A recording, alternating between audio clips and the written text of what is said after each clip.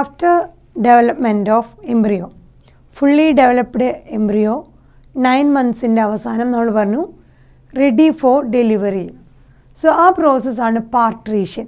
പാർട്രീഷൻ എന്ന് പറഞ്ഞാൽ delivery of the baby എന്നർത്ഥം. സോ നമ്മൾ പറഞ്ഞിരുന്നു ഹ്യൂമൻ ബീയിങ്സിൽ പ്രഗ്നൻസി പീരീഡ് 9 months ആണ്. സോ 9 months ഓഫ് പ്രഗ്നൻസി പീരീഡിനെ വിളിക്കുന്ന പേരാണ് ജസ്റ്റേഷൻ പീരീഡ്. ഹ്യൂമൻ ബീയിങ്സിൽ വിളിക്കുന്ന പേരാണ് പ്രഗ്നൻസിയുടെ ജസ്റ്റേഷൻ പീരീഡ്. സോ ഹ്യൂമൻ ബീയിങ്സിൻ്റെ പ്രഗ്നൻസി പീരീഡിനെ വിളിക്കുന്ന പേരെന്താണ്? Gestation period. എത്ര കാലമുണ്ട് ജസ്റ്റേഷൻ പീരീഡ്? 9 months. അപ്പോൾ എങ്ങനെയാണ് ഈ പ്രഗ്നൻസിയുടെ അവസാനം ഡെലിവറി ഓഫ് ദ ബേബി അഥവാ പാർട്രീഷൻ നടക്കുന്നത്? അപ്പോൾ അതിന് കുറച്ച് മെക്കാനിസം, ഡെവലപ്പിംഗ് ഫീറ്റസും അല്ലെങ്കിൽ മദറിൻ്റെ ബോഡിയിലെ ഹോർമോൺസും തമ്മിലുള്ള കുറച്ച് റിയാക്ഷൻസാണ് നടക്കുന്നത്. ഫോർ എക്സാമ്പിൾ, ആദ്യം നടക്കുന്നത് ഫുള്ളി ഡെവലപ്ഡ് ഫീറ്റസിൽ നിന്ന് ആദ്യം കുറച്ച് ചേഞ്ചസുകൾ വരാൻ തുടങ്ങും.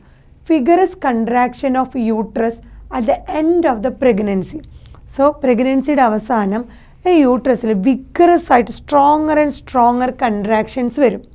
അതിന് സഹായിക്കുന്നത് നമ്മൾ പറഞ്ഞിരുന്നു യൂട്രസിലെ മയോമെട്രിയം ആണ്. നമ്മൾ പറഞ്ഞിട്ടുണ്ടായിരുന്നു 3 ലെയറിൽ എൻഡോമെട്രിയം എൻസിസൈക്കിൾ സഹായിക്കുന്നു, myometrium delivery of the baby, muscular contraction മസ്കുലാറാണ്. So at the end of the pregnancy 9 months അവസാനം ആ യൂട്രസിൻ്റെ അവിടെ എന്താണ് വിഗറസ് കൺട്രാക്ഷൻ നടക്കും.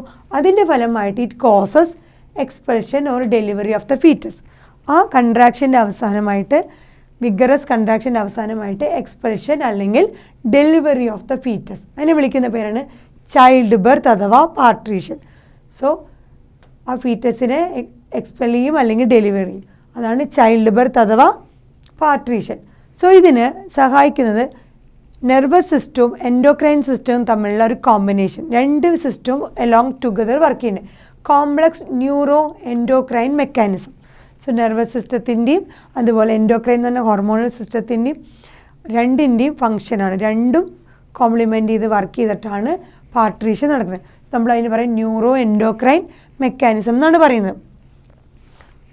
അതിന് ആദ്യം സിഗ്നൽ വരുന്നത് ഡെലിവറി ഓഫ് ദ ബേബിക്ക് അല്ലെങ്കിൽ പാർട്രീഷന് ഫസ്റ്റ് സിഗ്നൽ വരുന്നത് നാച്ചുറലി ഫുള്ളി ഡെവലപ്ഡ് ഫീറ്റസിൽ നിന്നാണ്. So at the end of pregnancy അല്ലെങ്കിൽ 9 months അവസാനം ആ ഫീറ്റസിൽ നിന്ന് okay delivery of the baby ready ആണെന്നുള്ളതിന് അവിടെ സിഗ്നൽ വരുന്നത് ഫുള്ളി ഡെവലപ്ഡ് ഫീറ്റസ്, ഡെവലപ്പ് ചെയ്ത ഫീറ്റസിൽ നിന്നും. അതുപോലെ അവരുടെ ഇടയിലുള്ള മദറും അല്ലെങ്കിൽ ആ ഫീറ്റസിൻ്റെയും ഇടയിലുള്ള ഒരു സ്ട്രക്ചറൽ ഫങ്ഷണൽ യൂണിറ്റാണ് പ്ലാസൻ്റ എന്ന് പറഞ്ഞു. പ്ലാസൻ്റ നമ്മൾ പറഞ്ഞിരുന്നു എൻഡോക്രൈൻ ടിഷ്യൂ ആയിട്ട് ആക്ട് ചെയ്യുന്നു. അതിൻ്റെ ഫലമായിട്ട് പ്രഗ്നൻസിയിൽ ഒരുപാട് ഹോർമോൺസ് പ്രൊഡ്യൂസ് ചെയ്യണമെന്ന് പറഞ്ഞു.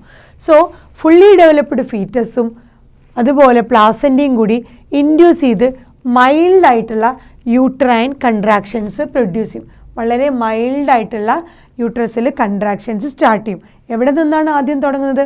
ഫുള്ളി ഡെവലപ്ഡ് ഫീറ്റസും അതിനെ കണക്ട് ചെയ്യുന്ന പ്ലാസൻ്റയുമാണ് ഈ പറഞ്ഞ മൈൽഡ് യൂട്രൈൻ കൺട്രാക്ഷൻസ് സ്റ്റാർട്ട് ചെയ്യുന്നത്.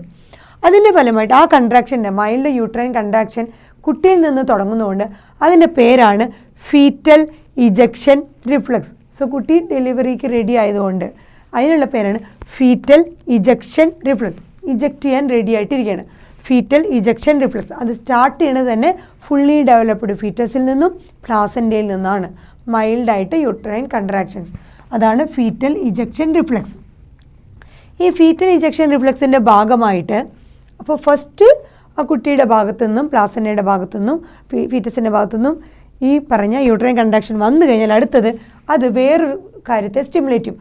അത് ട്രിഗർ ചെയ്യണത് ഈ ഇജക്ഷൻ റിഫ്ലക്സ് ഫീറ്റസിൽ നിന്ന് വരുന്നത് ട്രിഗർ ചെയ്യണത് release of oxytocin from maternal pituitary. നമ്മൾ പറഞ്ഞു ന്യൂറോ എൻഡോക്രൈൻ. സോ നെർവസ് സിസ്റ്റത്തിൻ്റെ ഇൻവോൾവ്മെൻറ്റ് അവിടെ വരികയാണ്. സോ ഫസ്റ്റ് ഫീറ്റസിൽ നിന്ന് ആ സിഗ്നൽ വന്നു കഴിഞ്ഞാൽ പിന്നീട് അത് ഓക്സിറ്റോസിൻ എന്ന് പറഞ്ഞ ഒരു ഹോർമോണിനെ പ്രൊഡ്യൂസ് ചെയ്യും. അത് എവിടെ നിന്നാണ്? Maternal pituitary. അമ്മയുടെ പിറ്റ്യൂട്ടറി ഗ്ലാൻഡാണ് ആ ഓക്സിറ്റോസിൻ എന്ന് പറഞ്ഞ ഹോർമോൺ പ്രൊഡ്യൂസ് ചെയ്യണം. സോ വൺസ് ഓക്സിറ്റോസിൻ പ്രൊഡ്യൂസ് ചെയ്ത് കഴിഞ്ഞാൽ എന്ത് സംഭവിക്കും? ഓക്സിറ്റോസിൻ്റെ ഫംഗ്ഷൻ എന്ന് പറയുന്നത് it acts on uterine muscle. യൂട്രസിൻ്റെ മസിൽസിൽ വന്ന് ആക്ട് ചെയ്ത് സ്ട്രോങ്ങർ യൂട്രൈൻ കൺട്രാക്ഷൻ. സോ ഫീറ്റസിൻ്റെ ഭാഗത്തുനിന്ന് വളരെ മൈൽഡായിട്ടുള്ള കൺട്രാക്ഷൻസേ വന്നിരുന്നുള്ളൂ. ആ കൺട്രാക്ഷനെ നമ്മൾ വിളിച്ചത് പേര് ഫീറ്റൽ ഇജക്ഷൻ റിഫ്ലക്സ് എന്നാണ്. അതിൻ്റെ ഭാഗമായിട്ട് മെറ്റേണൽ പിറ്റ്യൂട്ടറിയിൽ നിന്ന് എന്ത് പ്രൊഡ്യൂസ് ചെയ്തു? ഓക്സിറ്റോസിൻ എന്ന് പറഞ്ഞ ഹോർമോൺ. സോ അതാണ് ആ ഫീറ്റൽ ഇജക്ഷൻ റിഫ്ലക്സ് ആണ് ഓക്സിറ്റോസിനെ ട്രിഗർ ചെയ്ത് പ്രൊഡ്യൂസ് ചെയ്തത് മെറ്റേണൽ പിറ്റ്യൂട്ടറിയിൽ നിന്ന്. സോ ഓക്സിറ്റോസിൻ വന്നിട്ട് നമ്മുടെ യൂട്രൈൻ മസിൽസിൽ വന്ന് ആക്ട് ചെയ്യും. അതിൻ്റെ ഭാഗമായിട്ട് യൂട്രസിൽ മൈൽഡ് കൺട്രാക്ഷനിൽ നിന്ന് മാറി സ്ട്രോങ്ങർ കൺട്രാക്ഷനായിട്ട് മാറും. Stronger uterine contraction. അത് വീണ്ടും ഇൻ ടേൺ, സോ വൺസ് നമ്മുടെ യൂട്രസിൽ സ്ട്രോങ്ങർ കൺട്രാക്ഷൻ വന്നു കഴിഞ്ഞാൽ വീണ്ടും അത് സ്റ്റിമുലേറ്റ് ചെയ്യും more and more amount of oxytocin produce ചെയ്യാൻ. സോ യൂട്രസ് വൺസ് കൺട്രാക്ട് ചെയ്ത് കഴിഞ്ഞാൽ ഓക്സിറ്റോസിൻ്റെ ഫലമായിട്ട് യൂട്രസിൽ കൺട്രാക്ഷൻ വന്നു കഴിഞ്ഞാൽ വീണ്ടും ഓക്സിറ്റോസിൻ പിറ്റ്യൂട്ടറിയിൽ നിന്ന് പ്രൊഡ്യൂസ് ചെയ്യുന്നു, വീണ്ടും യൂട്രസ് കൺട്രാക്ട് ചെയ്യും, വീണ്ടും ഓക്സിറ്റോസിൻ പ്രൊഡ്യൂസ് ചെയ്യുന്നു, വീണ്ടും കൺട്രാക്ട് ചെയ്യണം. അതാണ് പറയുന്നത് സ്ട്രോങ്ങർ യൂട്രൈൻ കൺട്രാക്ഷൻ വന്നു കഴിഞ്ഞാൽ അത് വീണ്ടും ഇൻ ടേൺ എന്തിനെ? Further secretion of oxytocin. So oxytocin secretion, uterine contraction, oxytocin secretion, uterine contraction, ഇതിങ്ങനെ കണ്ടിന്യൂ ചെയ്തുകൊണ്ടേയിരിക്കും. So stimulatory reflex, 2 reflex reactions നടക്കുന്നത്. എന്തൊക്കെ തമ്മില? ബിറ്റ്വീൻ യൂട്രൈൻ കൺട്രാക്ഷൻ, യൂട്രസിലെ മസിൽസിലെ കൺട്രാക്ഷൻ, അതോടൊപ്പം തന്നെ ഉടനെ അപ്പോൾ എന്തുണ്ടാവുന്നു? Oxytocin secretion. ഓക്സിറ്റോസിൻ സെക്രീറ്റ് ചെയ്യുന്നു, യൂട്രസ് കൺട്രാക്ട് ചെയ്യുന്നു.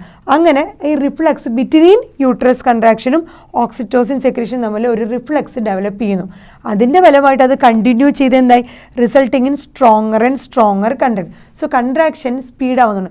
പിന്നീടാണ് നമ്മളിവിടെ പറഞ്ഞ വിഗറസ് കൺട്രാക്ഷൻ. ആ കൺട്രാക്ഷൻ മൈൽഡ് കൺട്രാക്ഷൻ നിന്ന് വിഗറസ് കൺട്രാക്ഷൻ ആയി മാറാൻ തുടങ്ങുന്നു. ബിക്കോസ് യൂട്രസ് കൺട്രാക്ട് ചെയ്യുന്നു, ഓക്സിറ്റോസിൻ പ്രൊഡ്യൂസ് ചെയ്യുന്നു, വീണ്ടും യൂട്രസ് കൺട്രാക്ട് ചെയ്യുന്നു, മോർ ആൻഡ് മോർ ഓക്സിറ്റോസിൻ വരുന്നു, വീണ്ടും uterus more and more contract. അപ്പോൾ ആ യൂട്രസിൻ്റെ കൺട്രാക്ഷൻ കൂടുതൽ സ്ട്രോങ്ങർ ആവാൻ തുടങ്ങും. So stronger and stronger contractions യൂട്രസിൽ ഡെവലപ്പ് ചെയ്യുന്നു. Finally it leads to more and more uterine contraction വന്നു കഴിഞ്ഞാൽ leads to expulsion of the baby അല്ലെങ്കിൽ delivery of the baby out of the uterus. അതിനെയാണ് നമ്മൾ പറയുന്ന ബർത്ത് കനാലിലൂടെയാണ് ഈ ഡെലിവറി ഓഫ് ദ ബേബി നടക്കുന്നത്. ആ പ്രോസസ്സാണ് നമ്മൾ പറഞ്ഞ പാർട്രീഷൻ. സോ വൺസ് നമ്മുടെ ഇൻഫൻറ്റ് ഡെലിവറി ചെയ്ത് കഴിഞ്ഞാൽ പാർട്രീഷൻ വഴി ബർത്ത് കനാലിലൂടെ ഡെലിവറി ചെയ്ത് കഴിഞ്ഞാൽ അതിനെ കണക്ട് ചെയ്തിരുന്ന placenta. So placenta also expelled out of uterus. Because ഇനി ഇവിടെ പ്ലാസൻഡയുടെ ആവശ്യമില്ല. പ്ലാസൻഡയ്ക്ക് ഒരു കണക്റ്റിംഗ് ആയിരുന്നു, ടു ആൻഡ് ഫ്രം ഫീറ്റസിലേക്ക് ഒരു കണക്ഷൻ ആയിരുന്നു. ഓക്സിജൻ ന്യൂട്രിയൻസ് കൊടുക്കുക, അംബിലിക്കൽ കോഡിലൂടെ കൊടുക്കുക, തിരിച്ച് അതിൻ്റെ കാർബൺ ഡൈ ഓക്സൈഡ് റിമൂവ് ചെയ്യുക, വേസ്റ്റ് മെറ്റീരിയൽസ് റിമൂവ് ചെയ്യുക അംബിലിക്കൽ കോഡിലൂടെ. ഇതായിരുന്നു പ്ലാസൻഡയുടെ ഫംഗ്ഷൻ. അതോടൊപ്പം തന്നെ ആ പ്രഗ്നൻസിനെ മെയിൻറ്റെയിൻ ചെയ്യുക എന്നതായിരുന്നു പ്ലാസൻഡയുടെ function. So once infant delivery ചെയ്ത് കഴിഞ്ഞാൽ പിന്നെ ആ പ്ലാസൻഡയുടെ ആവശ്യം അവിടെ ഇല്ല.